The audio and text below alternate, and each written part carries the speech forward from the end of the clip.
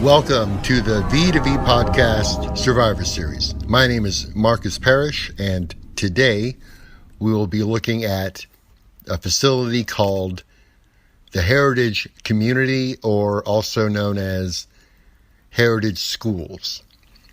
So the first thing we want to look at is the Utah state requirements for residential programs. This particular program is located in Provo, Utah.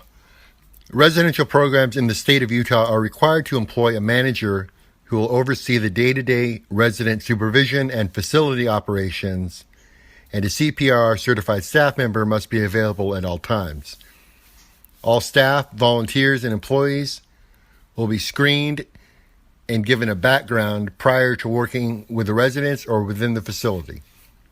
Professional staff should include a licensed physician, licensed psychologist, and a licensed mental health professional, and any unlicensed staff will be supervised by a licensed clinical professional at all times.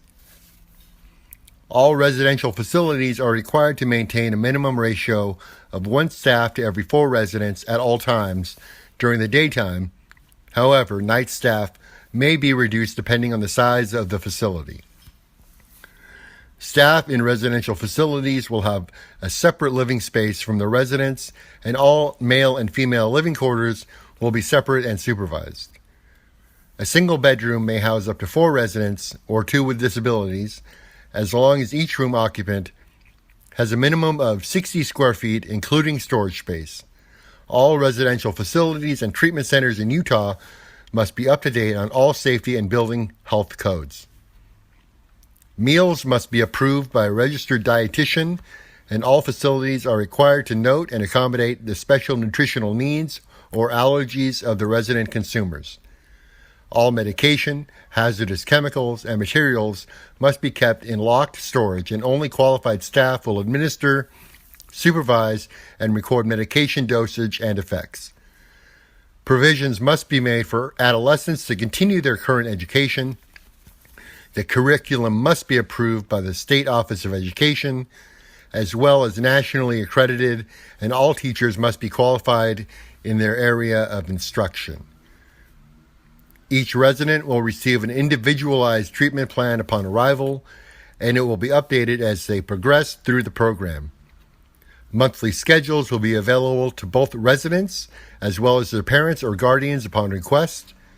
Individual treatment plans may include skills development as well as a variety of counseling options, including weekly group, couple, and family counseling sessions. Okay, so now we're going to look at the Heritage Schools in their own words, or who they say they are. So here we go. So the Heritage Schools are located at 5600 North Heritage School Drive in Provo, Utah, 84604. They continue. Heritage, one of the original residential centers, is a leading provider of residential care for teenagers ages 12 to 18. Gender-specific schools enable students to focus and succeed academically while working with master's level therapists to overcome or cope with mental health, behavioral health, and neurological challenges. The Peers Academy at Heritage is an evidence-based program for teens with social challenges, many of whom are on the autism spectrum. Elevate Academy is for students suffering from depression, anxiety, or who have had trouble or traumatic experiences. The majority of students at Heritage have been adopted. Our targeted academies and the combination of our boys and girls program comprise the Therapeutic Heritage Community, where students spend an average of 13 months healing, recovering, and preparing to return home to live a healthy and productive life. So we'll get into each of these individual claims one at a time further on. But as we go on, we look at the school overview. And there are several of these which are somewhat contradictory, which you may also notice as we go through this process. School type. They call themselves a special education school. They are part of the Advanced Ed Accreditation Program. Grades offered 7 through 12. ADD, ADHD support, they say yes. Learning difference programs, yes. It was founded in 1984, and they claim to offer summer school. Academics and faculty. Total classroom teachers, 18. Student-teacher ratio, 6-to-1, with an average class size of 10. Tuition cost, $132,000 a year. Addiction counselors, dual diagnosis. The Heritage Community is an addiction specialist located in Provo, Utah. Youth with serious emotional disturbances, individuals with co-occurring mental and substance abuse disorders, and individuals with post-traumatic stress disorder. Now that's a large swath of treatment that they're claiming to offer on a whole variety of levels. So we'll see how this plays out as we continue. Forms of payment accepted, out of pocket, private health insurance for 30 days, payment assistance, check with the facility for details. Their admissions director is a woman named McKay Trainer, and admissions associate Season Elder, who will also get into their backgrounds a bit. They claim to offer sports, basketball, flag football, soccer, and volleyball. Extracurricular activities such as indoor swimming, performing arts, recreational athletic programs, climbing wall, equestrian program, hiking, mountain biking, snow skiing, snowboarding, and therapeutic recreation. Here's another blurb about who Heritage says they are. For over 30 years, parents and professionals have turned to Heritage to help them find the son or daughter they once knew. With years of experience and unmatched staff experience and tenure, Heritage is a special place where lives are changed on a daily basis. 2 full gender-specific year-round schools with 6 class periods and rotating schedule enable students to catch up on deficient credits and prepare to transition home. Special ed teachers assist with students with learning challenges. Small classroom sizes provide for more individualized attention to our students. 2 dedicated academies targeted on specific diagnosis make it possible for students to overcome challenges they and their families never thought possible. Full-time therapists provide individual, group, and family therapy on a weekly basis. A team of 8 residential staff dedicated to each gender diagnostic and age-specific home of 10 to 14 students build powerful relationships with students. These relationships create an atmosphere where students are comfortable expressing their feelings and emotions.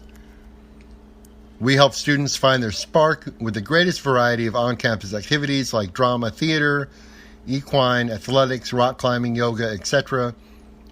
Our proximity to outdoor recreation provides students with world-class experiences such as mountain biking, hiking, camping, rappelling, and more.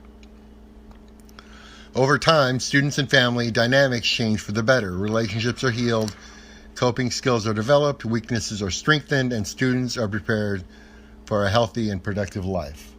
Okay, the next thing we're going to take a look at is admissions. Their literature states, our caring admissions team members have years of experience assisting parents like you who are exploring the possibility of residential treatment for your child. We understand that picking up the phone may be the hardest choice you make, but once you connect with a knowledgeable and compassionate member of our admissions team, you'll feel the profound relief that comes from getting the clarity and support you need. You can be confident in the guidance you receive as we walk with you through the application process. Rest assured, your son or daughter will have a safe, nurturing environment where they can heal, grow, and succeed. And now, who is part of this team? So first we have McKay Trainer. She's the Admission and Family Services Director. McKay has worked at Heritage since 2007 and worked in youth treatment and education for 5 years prior to that. There's not any indication of where that was, just that she has been involved in treatment and education for 5 years prior to working at Heritage. She's the Admissions and Family Services Director and Foundation Director. Now understand that Heritage Schools is a nonprofit organization, a 501c3 nonprofit corporation, so it is listed as a charity, and we will get into some of what that entails a bit later. So Ms. Trainer has worked at the school from January 2007 to the present, and that is about 12 years. Next, we have a gentleman by the name of Brooks Ballard. He is listed as the admissions officer. Brooks has worked at Heritage since July 2004, working as a morning counselor and home lead. He enjoys his current position as admissions officer. Now, something about Mr. Ballard. Back in 2013, there was something called a scholarship gala that was organized by Ballard, and he hired a company called the Grand Design to be the interior decorators for this gala. What the Grand Design says about this endeavor back in 2013 is taking true principles, techniques, and creativity to personalize your environment. Last week, we had the privilege and honor to decorate for Heritage Schools, celebrating our Heroes Gala. The purpose of the gala was to raise funds for at-risk youth in residential treatment centers. Many of the items we used were thrifted or secondhand, as the purpose of this organization is to give youth a second chance. And then they include some photos, and it's really not much to look at, but it's interesting to understand that this place that costs $132,000 a year and is a charitable organization hires a place that buys thrift store merchandise in order to decorate their big event. Just something to keep in mind. Then we have Jen Summers. She is listed as admissions officer. Jen has worked at Heritage since 2009 and filled several positions, including courier, GS team lead, IEP coordinator, outreach and admissions. While raising 3 children, Jen opened a preschool, which she operated for several years, and her husband, Steve, began working at Heritage in 1995. Now, going back to Brooks Ballard for a moment, there is no educational information or other work history for him. Jen Summers has been with Heritage Schools for almost 10 years as the admissions outreach specialist, and then from June 14th to the present, she's also been a marketing and outreach specialist. She was the testing coordinator for a while, something called the courier team lead for about 2 years. And that's it. That is the admissions team. And how much, again, does it cost to send your child here?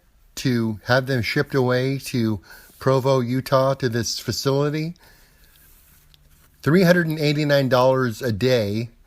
The average length of stay for students is 12 to 14 months. And previously, it was indicated that it cost $132,000 for a year's tuition. With this math, that rises up to $145,000 a year are their scholarships. The information reads, at times we receive donations that allow us to provide partial scholarships. Please speak with our admissions officers to find out if a scholarship is currently available. How about insurance? Some insurance policies may cover part of the tuition. We will help you apply for insurance benefits. However,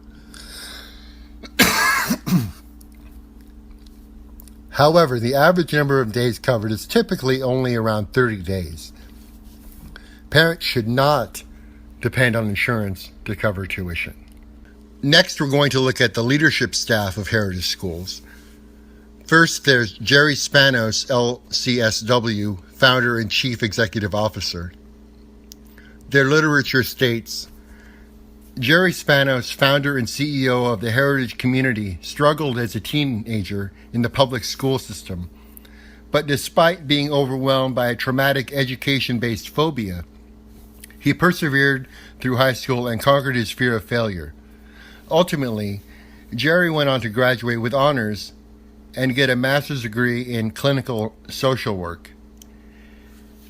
So that's interesting in the sense that apparently he was able to overcome learning disabilities or his fear of education or failure without having to go to any kind of therapeutic boarding school. It says something. And what it says is that if it wasn't appropriate for this guy, the founder of the school, to go through something like this, why in the world would it be okay for any kid to have to go through this? And now, when I say have to go through this, I mean what really goes on behind the scenes at the so-called therapeutic boarding schools. And we will get to that. Don't worry. But first, we need to talk about some of the other leadership staff. Next, we have Kevin Downs, LCSW. He's the Chief Clinical Officer. Kevin entered the field in 1999, starting as a volunteer at an elementary school in a special education class. The people he worked with, he felt, had a gift for working with children. He later got a job at Heritage working in the equine program, horses. He loved working with the students, but felt limited in his abilities, so he returned to school and earned his degree in social work.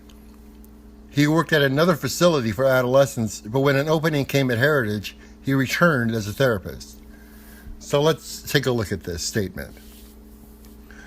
So he was an elementary school special education volunteer. People thought he had a gift. He got a job working at the equine program at Heritage. Now, generally speaking, horse therapy requires certification.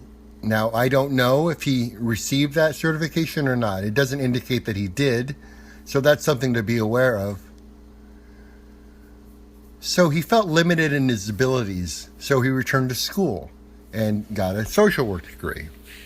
Worked at another facility, and then returned to Heritage as a therapist. So he's been at Heritage for 11 years now as the executive director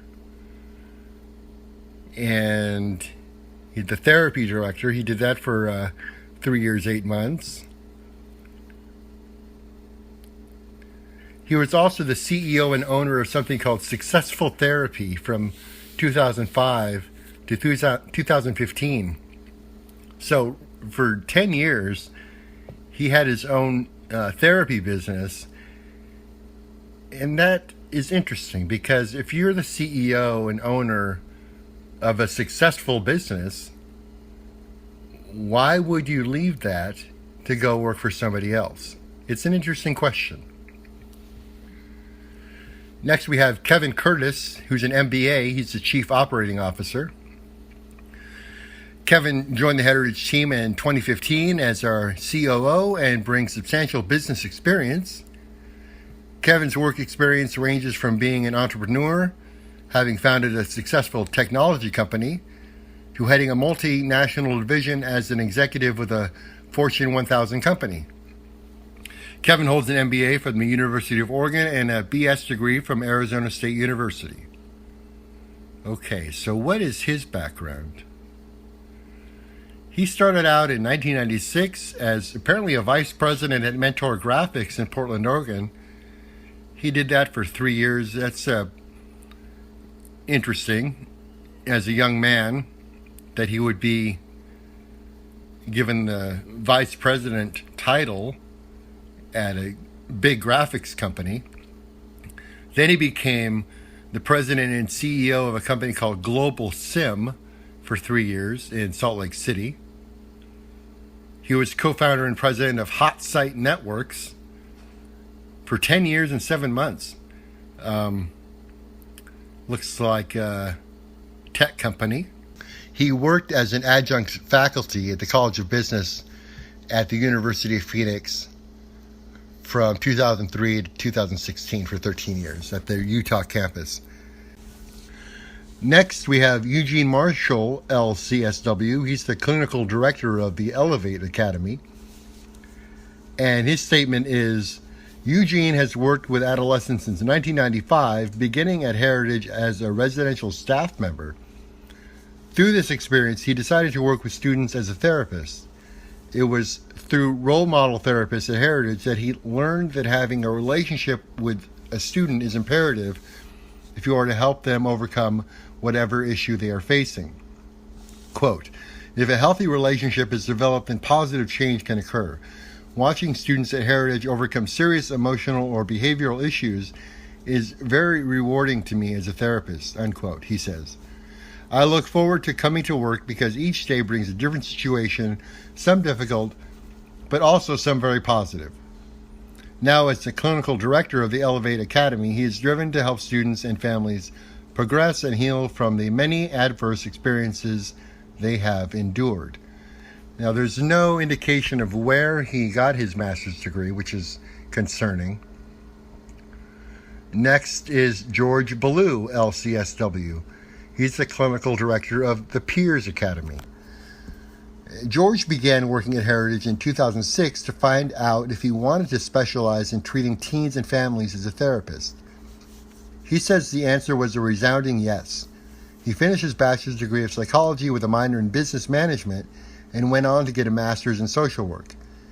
In the years since leaving Heritage to enter graduate school, he facilitated child visitation between divorced parents, developed an outpatient group therapy program for Salt Lake City's mental health center, worked for Child Protective Services, and ended up at the Wyoming State Hospital as clinical director of its group therapy program and developed a substance abuse track.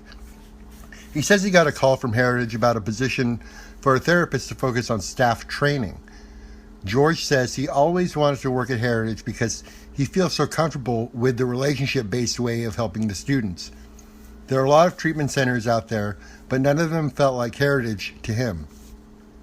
Being a nonprofit means everything Heritage does goes directly toward helping the kids. He goes on, I am honored to serve as the clinical director of the Peers Academy in the Heritage community, and am humbled to work with the most caring and dedicated team I've ever met.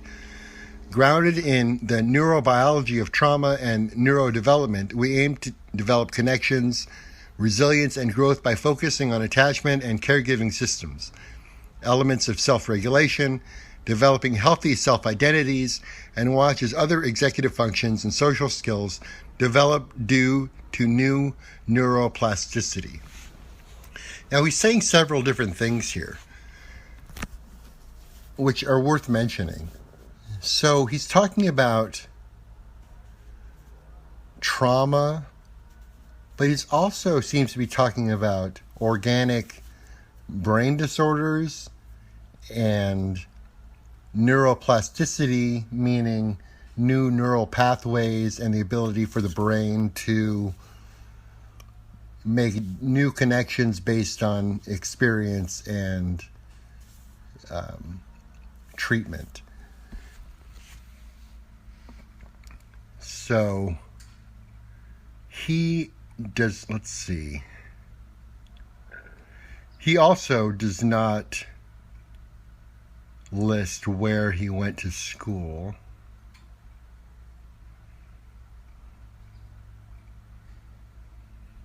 But he had a lot of different experience and ended up at Heritage after a lengthy career elsewhere, which also is something to think about.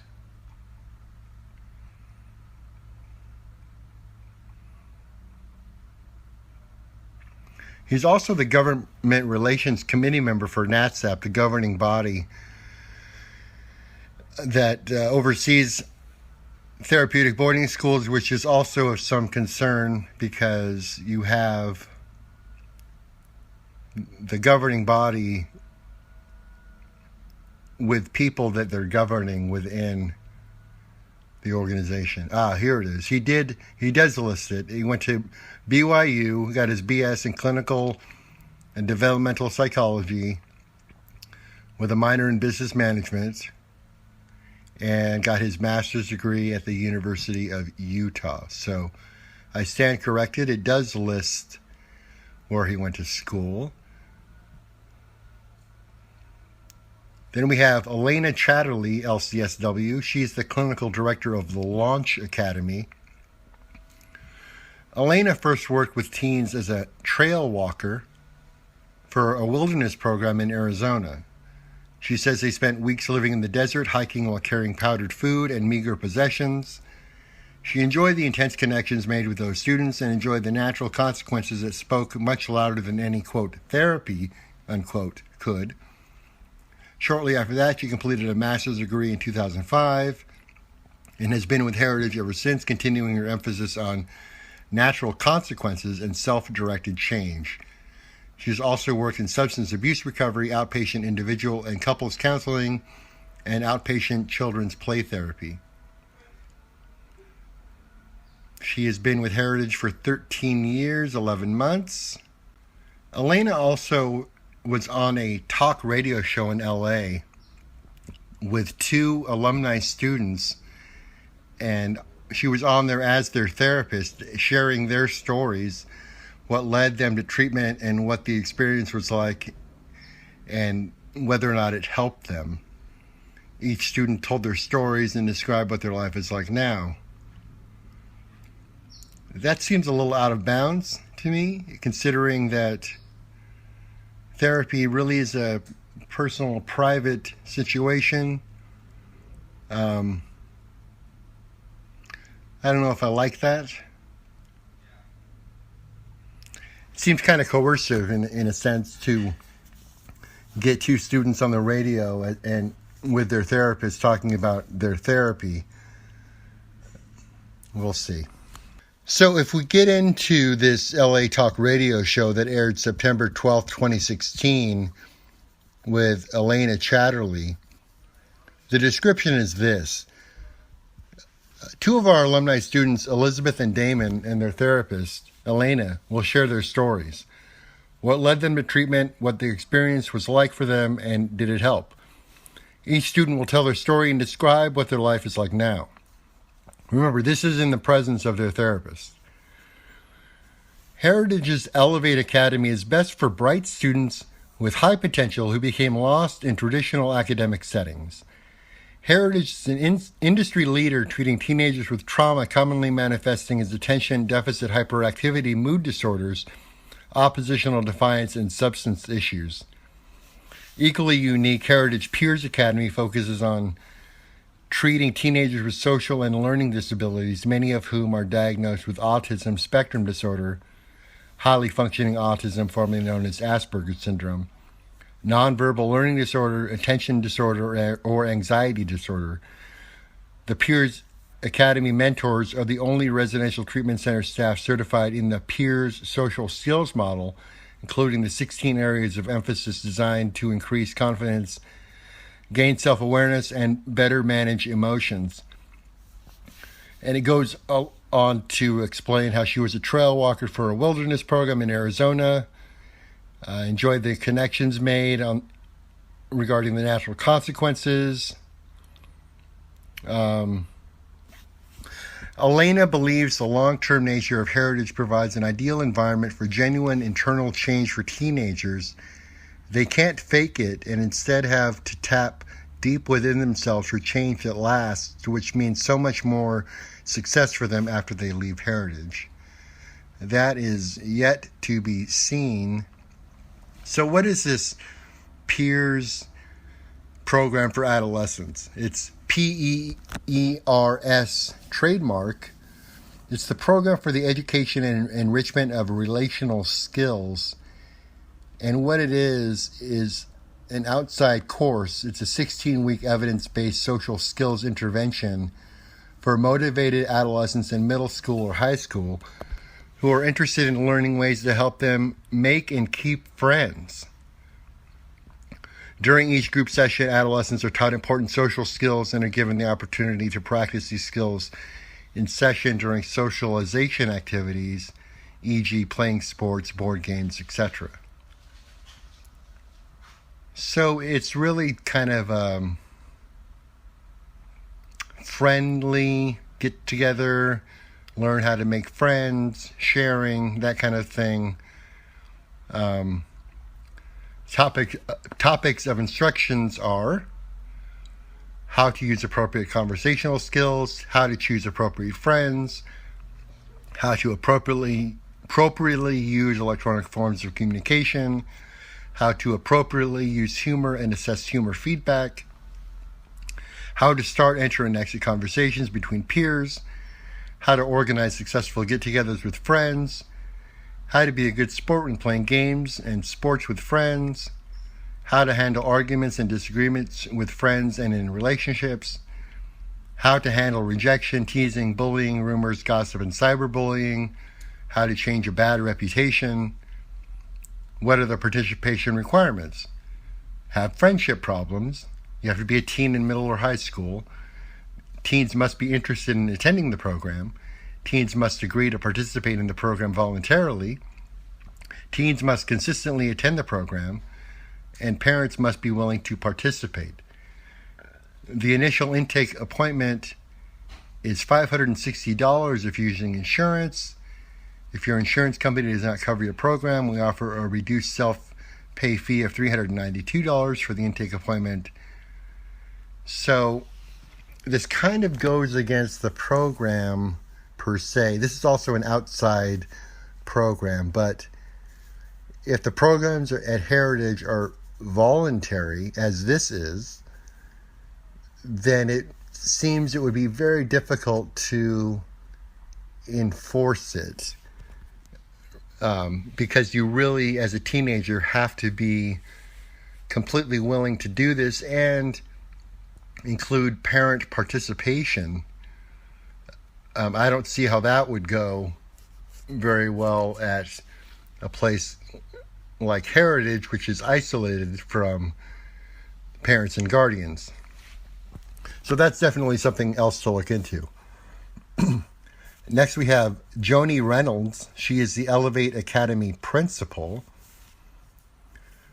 Joni has worked at Heritage since 1993. She says she always wanted to work with at-risk youth. She enjoys working with teenagers and learning from them with all of their energy and passion for various things.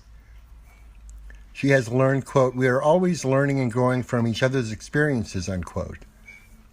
She says she enjoys seeing students succeed when they thought they never could and loves being a part of their journey in education. Joni came to Heritage right out of college and has spent her entire professional career at Heritage. She's been there for 26 years.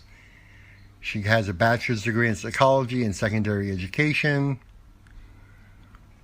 So one of the interesting things about her quote is that she's talking about at-risk kids. But what we were just talking about and learning was that a lot of these children are supposed to be on the autism spectrum, which doesn't necessarily mean they're at risk whatsoever. So which is it? Is it autism or is it behavioral? Because those two things are not necessarily correlated. So let's move on. We have Tammy Harris. She is a spiritual care director and chaplain. Now, Tammy has been a chaplain in the residential treatment center setting since 1989. Is a board-certified clinical chaplain and pastoral counselor. More on that later. She has a master's degree in human services counseling, crisis response, and trauma. So where did she get this schooling?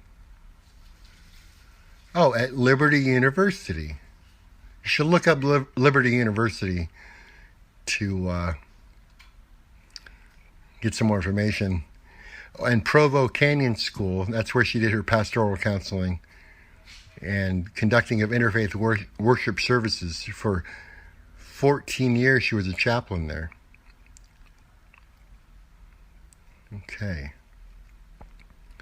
And she went to the University of Phoenix to get her BS in Human Services.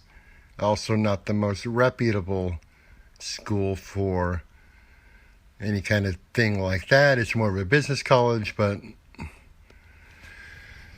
all right.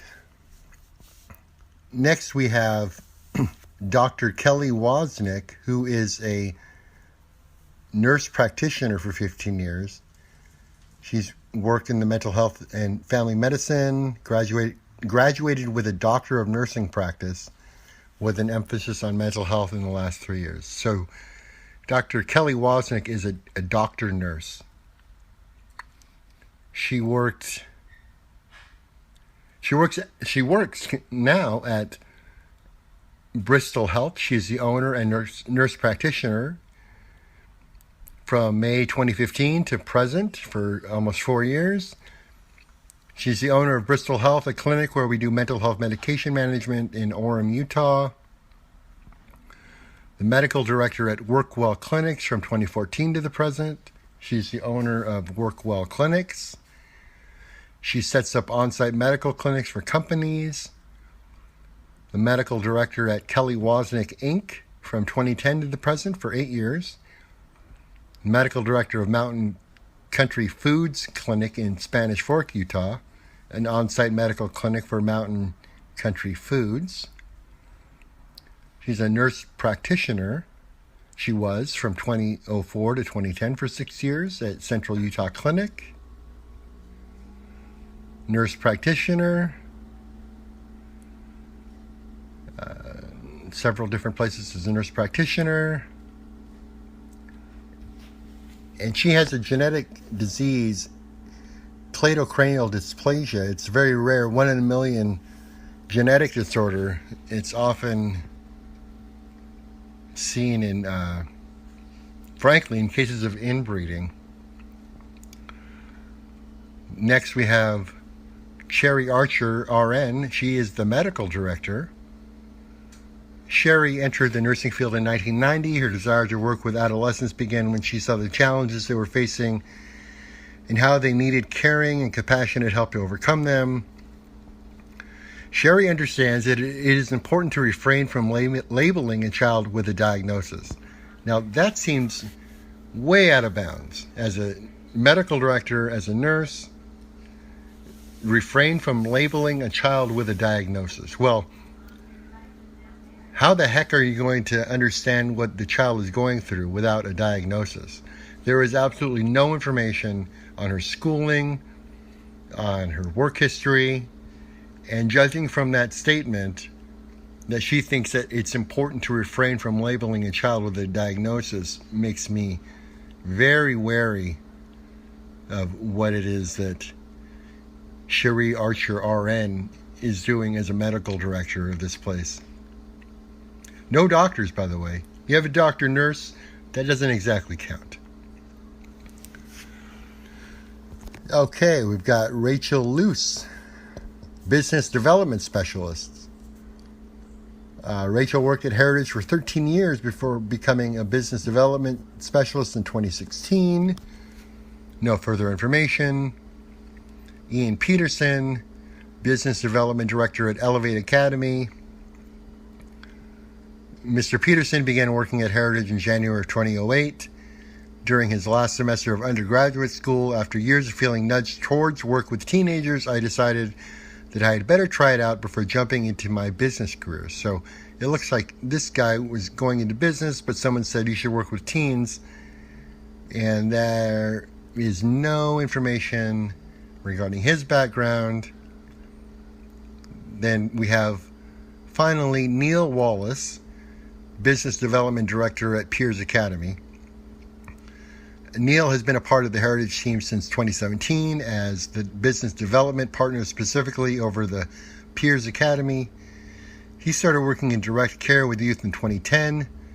With a younger brother on the autism spectrum, he found it easy to connect with students on the spectrum, build a rapport with them, and understand how they view life. Now, this leads me to the question, did Neil Wallace's brother attend a school like this, or a treatment center like this, or a therapeutic boarding school like this, whatever you want to call it, and they call themselves many different things. I wonder if he went to someplace like this, or did he just make his way through life and become successful in his own right without having to spend $130,000 to $150,000 for 12 months of attending a place like this. And that is it as far as the staff is concerned. Now, they call themselves a school, but thus far, and in none of the information that I could find, were there any mention or any listing or any names of any teachers. So that really makes me wonder what's going on here. There are a lot of social workers in the leadership team who seem to be running the place.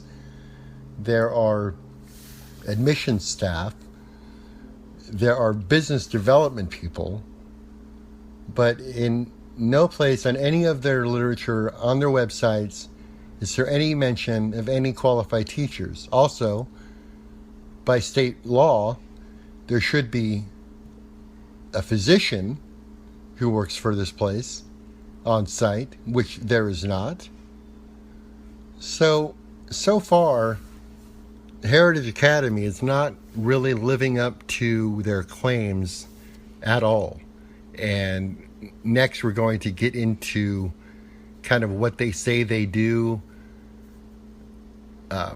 with each different kind of academy or school on the campus. So that's next. So now let's take a look at the Peers Academy, one of the schools on the site. The Peers Academy provides residential treatment for neurodiverse adolescents, male and female, with autism spectrum disorder and other neurodevelopmental challenges. They say our focus is on skills development using a neurological framework and trauma-integrated approach. Program overview. In the Peers Academy, we spark the neuropsychological growth and development of our students. Our passion for and understanding of neurodevelopmental processes inspires every intervention. With this intentional focus, we propel our students toward healthier and more effective horizons. These programs focus on 3 key areas of integral skill development: distress tolerance, adaptive skills, and skills necessary for navigating daily life. These areas of focus are highly interconnected, building synergistically upon each other. Even the best life skills cannot contribute to a healthy or effective future when combined with constant distress. The skills development process differs distinctively from learning principles or ideas. This process requires discipline, energy, and productivity sourced from within the students. So this sounds like a lot of psychobabble, frankly. And I really don't like the idea of distress tolerance, because what that tells me is that they're putting these kids under duress to get them to adapt to harsh environments, which is absolutely not therapy. Next, they indicate something called skill scaffolding. Our skills-based Spark program provides tangible direction and clarity for students as they develop and acquire distress tolerance, adaptive functioning, and life skills. In-the-moment coaching provides effective feedback, helping students develop confidence and setting up an intrinsic success mentality. Trauma-integrated framework. Our relationship-focused approach uses trauma-integrated framework to build and enhance healthy attachments. These relationships create a safe and therapeutic environment designed specifically to empower students to feel comfortable and confident as they develop healthier, more effective life skills. Neurological processes. We engage our students on their developmental level and expand conscientiously from there. With a professional understanding of neurological differences, our team guides the development of new neural pathways, increasing competency in the executive functioning domains of inhibition, initiation, flexibility, and perseverance. Individualized approach. Our multimodal program allows us to create treatment plans based on what we know to be effective for our students. Using innovative, evidence-based practices, each student's plan is tailored to the specific skills and unique approaches they need. So that is the Peers Academy rundown from the Heritage Schools website. And what's troubling to me is that it appears that the staff, the clinical staff, they're all social workers. And social work is certainly different from what they're describing here, especially regarding the neurological processes and things of that nature that are frankly more medical. Then we have the Elevate Academy, and according to their literature, students in the Elevate Academy have faced adverse experiences that have negatively impacted their physical, emotional, and social well-being. As a result of their experiences, they have anxiety, attachment issues, are depressed, and are managing their feelings in unhealthy, dangerous, or self-destructive ways. They lost interest in activities they once enjoyed, avoid school, and have distanced themselves from good friends, positive role models, and family members. So as I read this, I think to myself, where have these children experienced these adverse conditions? I mean, it's a really important question to ask. They go on. Why Elevate? The Elevate Academy targets the cause of diagnostic labels, the trauma the student has experienced. Combining the power of the heritage community with the more holistic and comprehensive approach to trauma, we transform detached and unmotivated teens into young adults who are engaged in life, empowered to live the lives they deserve, and who are resilient in the face of adversity. Again, where is all this adversity coming from? Who's fostering that adversity? Is it in fact the parents themselves, or does it really even exist? Now we'll look at some of the terms they use as kind of catchphrases to promote their program. The first word they use is engaged. Engaged in treatment and in life. Students who feel safe are present and engaged in the treatment, which allows them to work through traumatic experiences and other emotional vulnerabilities. Engagement through adrenaline-producing adventure-based experiences allows the students to be present in the moment and to feel alive. Engagement through relationship building with mentors and peers begins the process of relationship restoration with family and friends. engagement in life through discovery or the rediscovery of healthy activities that the student is passionate about, and engagement in their education through an academic environment of excellence and rigor.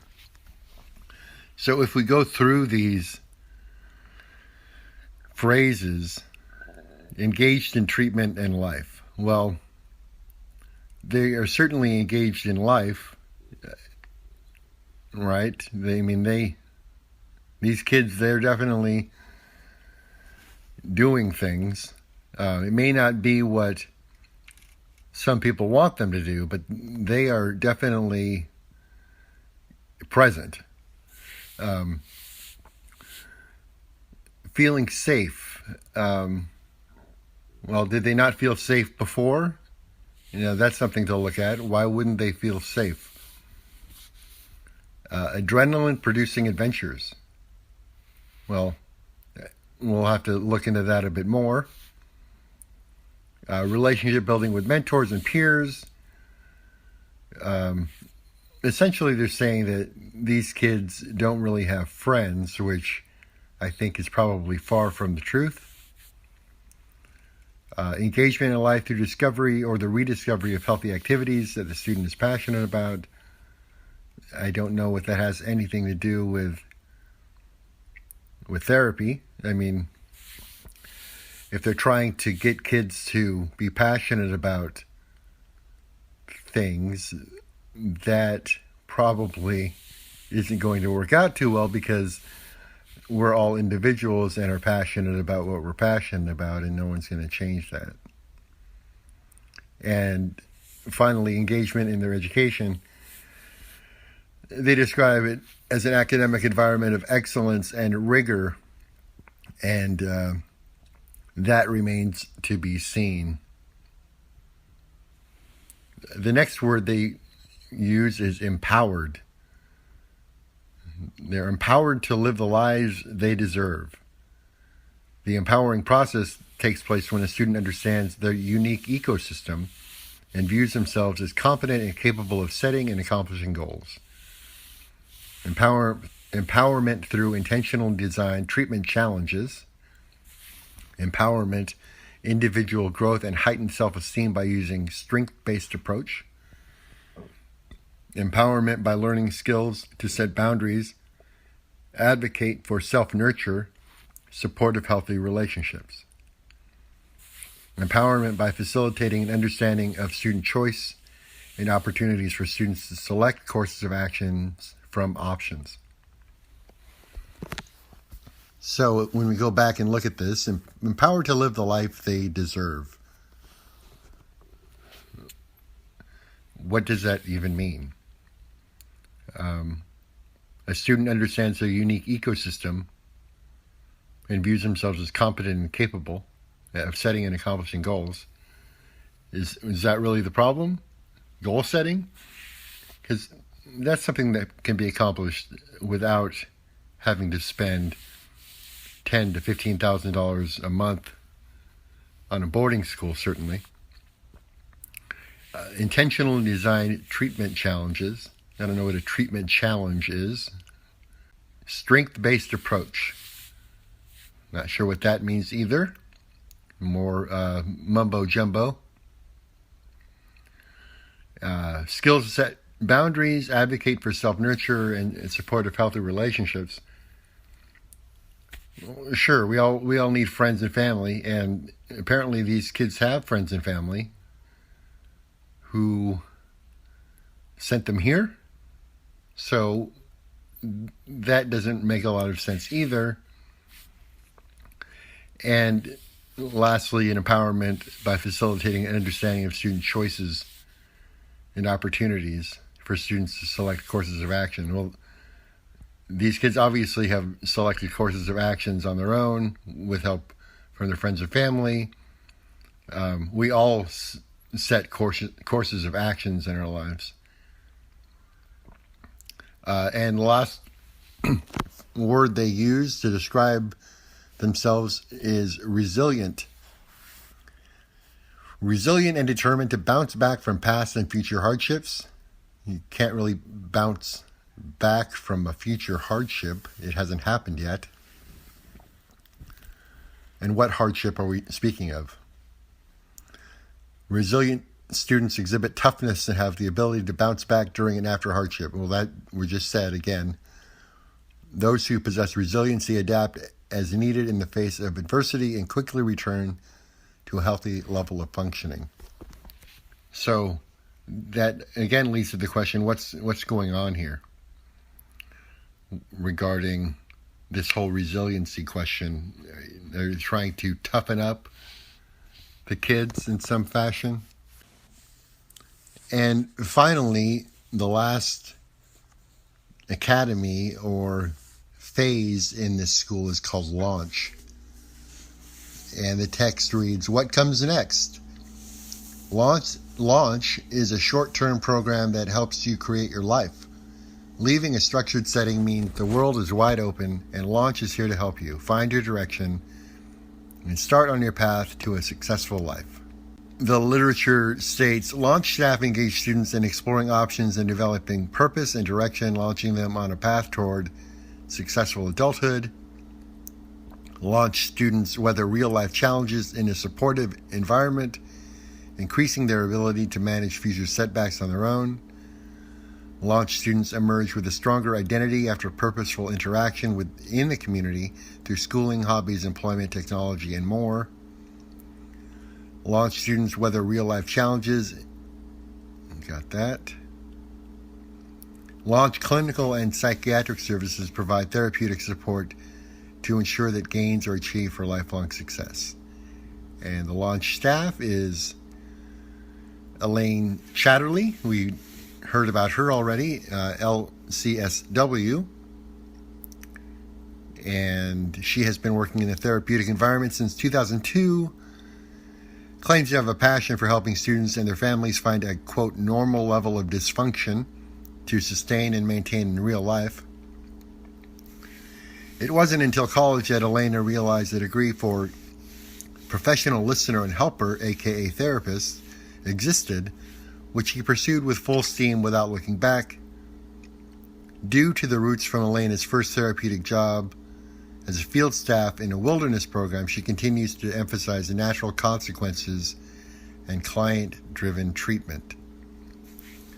Then we have John Stutzenegger. He grew up in Oklahoma, has a passion for helping others through hard times to become the best version of themselves. John studied sports medicine in college and is a certified athletic trainer. John found Heritage as a college student and was musical director and percussionist for Heritage Musicals before working in the residential department.